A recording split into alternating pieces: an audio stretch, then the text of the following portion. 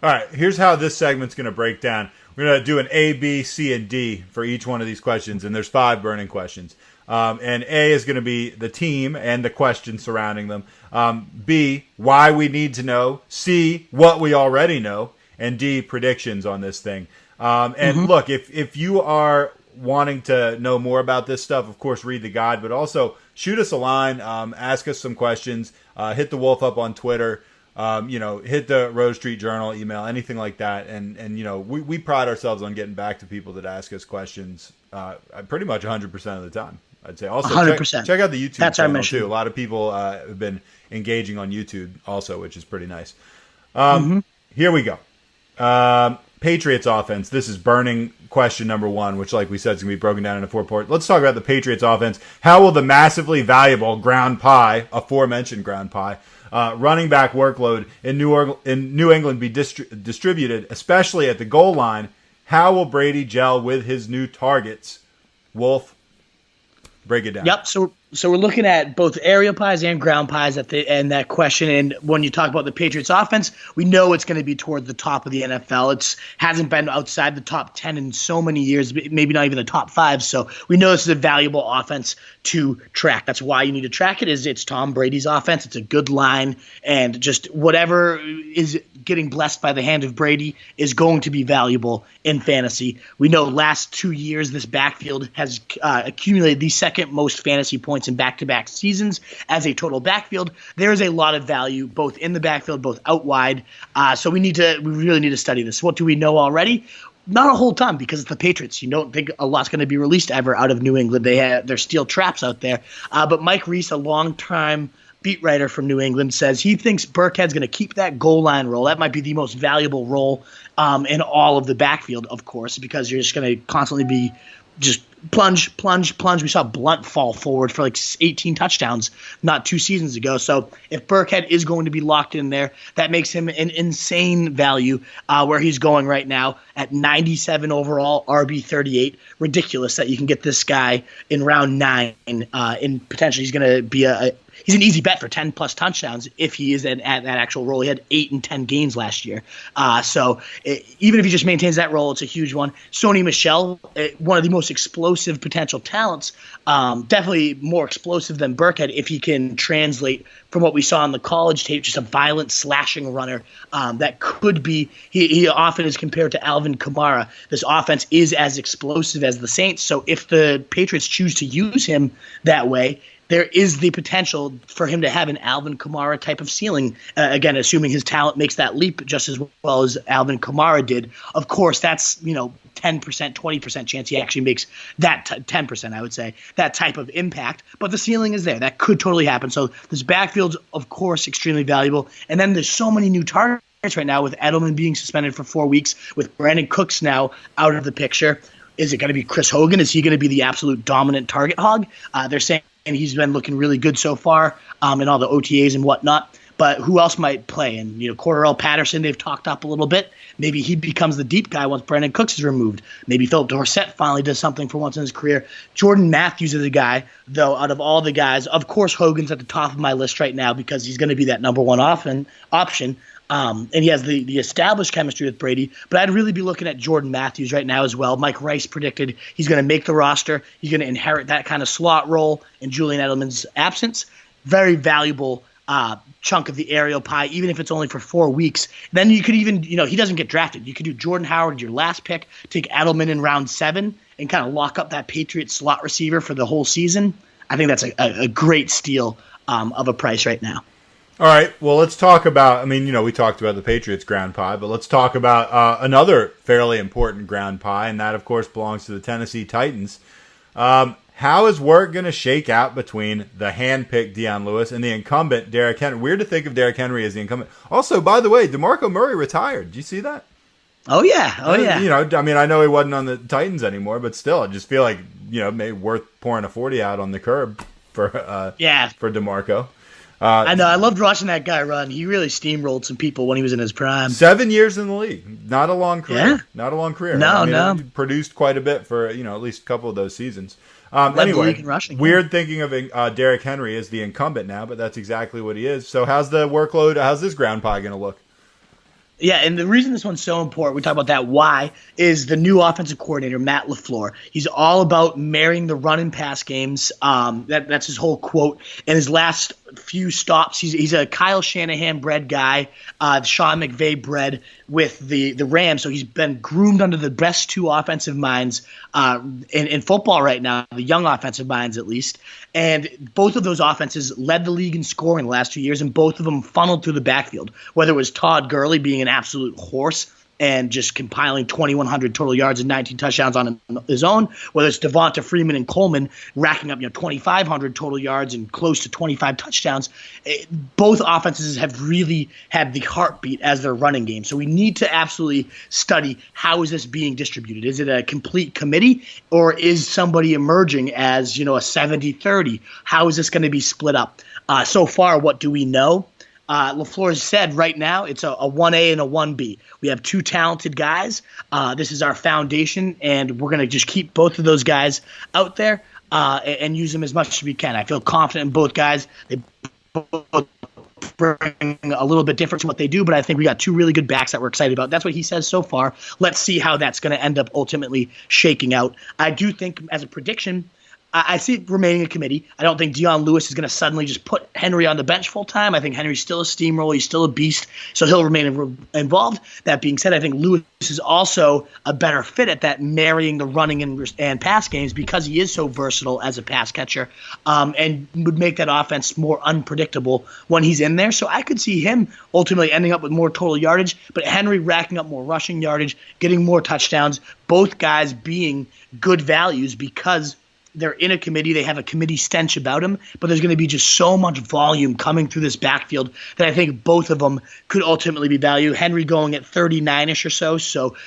a little bit into round 4, Lewis around pick 60. So if I had to choose one, I'm going to go with the value because I think both kind of finish with similar totals. But I like this backfield a lot, and I have no qualms taking either of them. And Henry of either one could totally just explode. I think it'd be Henry because of Lewis's extensive injury history. There's just a litany of injuries. You can find out about him if you read about Matt LaFleur in our coaching carousel guide. We really break this down. But I think both backs are highly viable options, even if it's a committee stench. I compare them to kind of a Saints light in that both are quality guys you can really depend on. All right, well, this burning question exists every single year. Can exciting rookie running backs take over the starting roles? How far can they distance themselves, if so? And this year it applies to as follows. Rashaad Penny from Seattle, who I actually talked about recently. Yep. Royce Freeman for the Broncos. Nick Chubb for Cleveland, who we've also talked about in the past. Ronald Jones on the Bucs. Kerryon Johnson for Detroit. And we're assuming Geis is the clear starter in Washington. So I guess possibly that's not even worth discussing. But why don't you hit those guys real quick, starting with Penny. And I think, Geis, the only reason I put that name on there, just now at this point, if you're doing a rookie-only draft, early on we were saying that it's Saquon Barkley, and then you kind of have a tier of Penny and Geis and Michelle. At this point, I would put Geis as kind of the clear number 2, and then it's now more Michelle Penny because of how cloudy some of these situations have become. Penny, we already talked about. I do think he emerges as the lead guy, gets about 60 to 70% of the work, and is pretty valuable in the process of doing so. Royce Freeman, what do we know so far? All we know is Vance Joseph said we're going to use 2 to 3 backs, main backs he calls them. Main backs. We have all the beat writers saying they've talked about Devonta Booker so much that they expect him to be the starter. And regardless of how involved Freeman becomes, it's going to always feature a heavy dose of Devonta Booker. I don't think this offensive line's all that great. I don't think Case Keenum's I think he's going to prove to be a bust. And I don't think the Broncos offense really takes off at all. So I'm not that interested in this backfield, to be honest. If it's going to be a committee and it's going to be unpredictable all year, I don't want either of them anyways. So predicted, I think Freeman will become the main guy because he's more talented than anybody. I just also don't think it's going to matter, so I won't touch him. Ronald Jones, they're saying, what do we know? 15 to 20 touches per game this season are the early predictions from the beat writers. And that seems about right. He's just a little bit smaller, more – he can't be a true workhorse, but that seems about right for him. 15 to 20, he's so explosive. He could do some serious damage with that. But this offensive line is god-awful. And then we got Jameis Winston out for 3 games. So if he gets value, I don't think it's going to be in those first 3 weeks where they have a really tough early season schedule. They're all saying the coaches, he's going to share the load with Peyton Barber. They always mention Barber as our starter, and he's had a great offseason. That guy's going on draft. He's getting picked 200. So I would say, Barber might be the value play there as a last round starter. Maybe he becomes a guy that just impresses and does way better than anybody would expect, because I don't think he's just your average plotter, which a lot of people label him as. I thought he ran real tough last year in a bad situation. Nick Chubb, as you said, we've talked a lot about. Carlos Hyde's the early favorite to open up as the starting running back. But the Browns running back coach Freddie Kitchen said, we're going to ride that hot hand. If somebody gets it, we're not going to take him out. And I think Chubb is the most talented and violent runner. The coach said he loves that about him, how violently he runs. I think if there's going to be one guy that gets such a hot hand that they can't give it up, it would be Chubb. So I like his value in the 10th round right now. And then is there any others? Is that all of them? I think we hit them all there. Kerryon Johnson. Oh, Kerryon Johnson, right. Who cares? I hate it. Their line did make some great improvements, so I do like that. I think this offense is a solid offense with Matt Stafford, but ultimately they've already said we're going to use all four of our running backs. I don't like three-headed committees. I don't like two-headed committees. I certainly don't like four-headed committees, so I'm not touching him. I think he's going to be like a between-the-20s guy that looks good and does okay, but ultimately is nothing that you can depend on. And just to remind the listeners real quick, what was I referred to on YouTube because of my lack of love for Nick Chubb? Oh, it was a total ass wipe moron. I believe moronic ass wipe was actually the phrasing. Oh, okay. That's the ordering of it. I just knew those were the adjectives and words used to describe you, and accurately so. Right. You knew ass wipe was in there, and you knew moron was in there. All right. Whatever order, they fit you pretty well. Yeah, like a glove. Question number 4. The health of key quarterbacks. Deshaun Watson, Andrew Luck, and Carson Wentz all enter camp with health question marks. Andrew Luck for several seasons in a row now. Where do they stand? How big are each of them to their offenses? Obviously pretty damn big, right? Yeah, I can answer that one pretty quickly. Right. Humongous. And where do they all stand, though? Thankfully, we do have a lot of information, at least on two of these guys. Everything about Watson's been positive. He expects to be a full go for the camp next week, was the last report to come on him. He said, I feel great to NFL Network. I'm getting ready for next week to report and be full go is what he said. He hasn't been wearing his brace as of late. So everything in his camp is great, and he's already come out, and the team's already come out. We talked about this a couple of weeks ago and said, we're not changing his style of play. That's who he is. And he said, I'm not changing my style of play. That's who I am. They both recognize that. They're not going to put on restrictions just because of this injury, just because he's their franchise guy. So expect more of Deshaun Watson cheat code status. If there's ever going to be a quarterback that I reach on, it would be him, because I think he's one of the only ones that offers that, Cam Newton 2015, Tom Brady 2007, like history that just carries a team. Andrew Luck, what we've got so far. You take Deshaun Watson in the 5th round? Say you had the first pick in the 5th round. Would you take Deshaun Watson? I still have a hard time. Like, let's say Darius Geis is there. I probably wouldn't pass up on Geis for a quarterback. But yeah, I have Watson at like 47 or so. So yes, I guess by the rankings I would. It depends who falls there. And in mock drafts, there's usually guys that I like better at the skill positions. But if I've done my thing, 2 running backs, 2 receivers we talked about early. No, that's what I'm saying. Deshaun Watson first pick there. In the 5th round. First pick in the 5th round. Oh man. I could totally see, at least in one league, I will do that this year just because I love him so much. But most often, it's going to be round 12, 13, 14, and I'm taking my quarterbacks, as I keep saying. Andrew Luck, Colts GM Chris Ballard, saying he will be good to go for the start of training camp.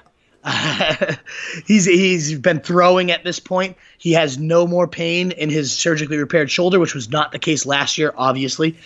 So all good news. It sounds like he's going to be ready to go, and he's not going to have any restrictions, which is crazy to say. It's been a while since we've been able to say that about him. And obviously he's enormous for this offense. Frank Reich, a complex scheme, but Andrew Luck, one of the most cerebral guys. A lot of no-huddle is what this offense is promising, and Andrew Luck is one of the best no-huddle quarterbacks in the game. I really think it's humongous news for T.Y. Hilton, who's going towards the end of round 3 right now. Could become a major steal. Even if this is a more horizontal-based offense, they're going to put him in a lot of yak, racking up that yak type of situations, and I think Hilton could explode because there's really nobody else there to throw to. So I think this is huge news. Wentz is the only one that doesn't have the most positive news surrounding him, but his is a mixed bag. It's really tough to read into. Doug Peterson said he can't say if Carson Wentz will be ready in week 1. Yay, very useful stuff there. But he's saying it's a trainer's decision. Yep, very useful there again. So we don't know much there, but what we do know is Carson Wentz had been cleared for 7-on-7s during OTAs. We know Zach Ertz said Carson Wentz is thrown with the same zip, if not more, than he was last year. So to me, everything seems like even if he starts missing a week or two, I feel almost 100% positive he's going to be out there in week 1, and he's going to be the beast that he was last year. But yeah, 30-something touchdowns in only 13 weeks. I think he's just going to pick up where he left off in this creative offense, and he's got great weapons at this point. I like him to just, like I said, continue off where he left off last year and be fully ready to go.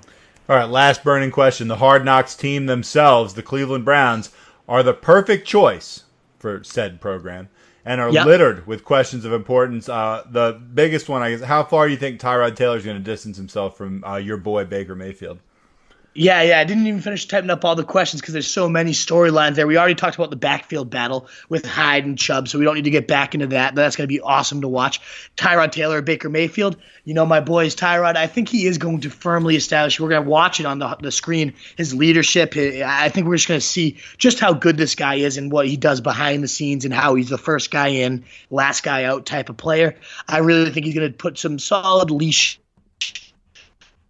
which is because I think going as one of the last picks in the draft, he comes with humongous upside. I guess if Josh Gordon now, an incredible, huge storyline for camp, will he show up? Will we see him in Hard Knocks? And if not, what does that mean for Jarvis Landry? Is he just going to be he's got to show up. Josh Gordon's got to be on Hard Knocks. I would hate if he didn't show up. That would really suck. Obviously, we're all pulling for him. I think every fan at this point, whether you support anything he's done in his past, you got to be rooting for this guy and how hard he's tried to work at getting his life turned around. So I hope we see him.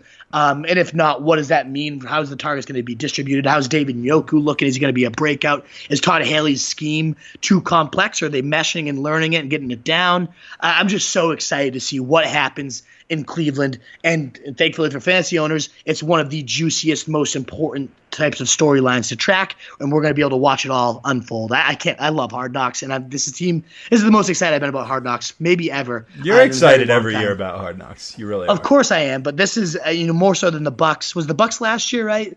Yeah.